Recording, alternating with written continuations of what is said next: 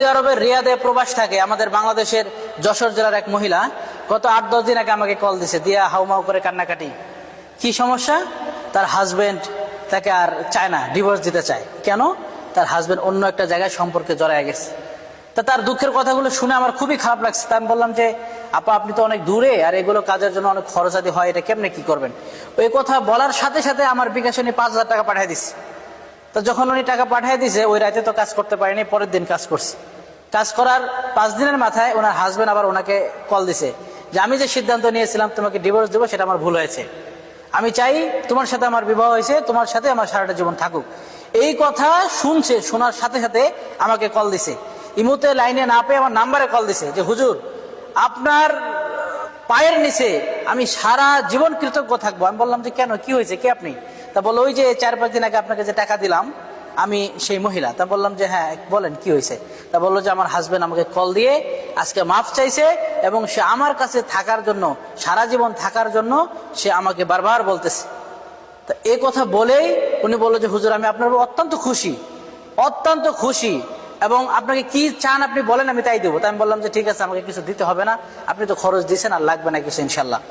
তখন উনি ওই আমার বিকাশ নাম্বারে আবার ১৫,০০০ টাকা পাঠিয়ে দিছে। তা সব মানুষ খারাপ হয় না। ২০ সালের এক লোক এই পাশে একটা গার্মেন্টসে চাকরি করতো। তা হঠাৎ করে একদিন এসে বললো যে হুজুর, আমার ছোট ছোট ২টা বাচ্চা রেখে আমার বউটা পরকীয়া করে চলে গেছে, কি করা যায়? একটু কষ্ট করে আমাকে আয়না দেন, যেভাবে হোক ব্যবস্থা করে দেন, আমি বেতনটা পাইই আপনাকে একটা হাদিয়া দিব। তাও কথা শুনে আমারও মায়া লাগলো, কাজটা করে দিলাম, তার বউর আইনে দিলাম। আনার পরে তিনি এই জায়গায় চাকরি ছেড়ে দিয়ে অন্য কোন জায়গায় যে গেছে আমি জানি না, আল্লাহ তাআলাই ভালো জানে। তিনি আমার একটা টাকা হাদিয়াও দিল না, একদিন ফোন করে বললো না যে হুজুর এখন পারতেছি না, পরবর্তীতে দিব, অথবা আমার এখন সামর্থ্য নাই, হুজুর মাফ করে দেন, এতটুকু কথা বললো না।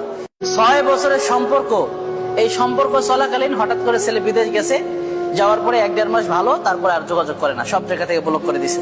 এখন মেয়ে আমার কাছে এসে কান্নাকাটি, মেয়ে তার মাকে নিয়ে আসছে। তার মাও বলতেছে যে অনেক দিনের সম্পর্ক আমরা জানি, কিন্তু এখন কি করব কিছু বুঝতেছি না, সম্মানের ব্যাপার। পরে গাছটা নিলাম, কাজটা করলাম। এখন ছেলে দেশে আইসা বিয়া কইরা ওই মেয়েকেও বিদেশে নিয়ে গেছে। এই যে আপনার ৩-৪ দিন আগের ঘটনা। বউ পরকীয়া করে চলে গেছে, নতুন বউ ৩ মাস সংসার করছে, চলে গেছে। এনে দিছি, এখন মোটামুটি ভালোই সংসার করতেছে এবং বাচ্চাও হয়েছে। গতকাল আমার সাথে দেখা করে গেল।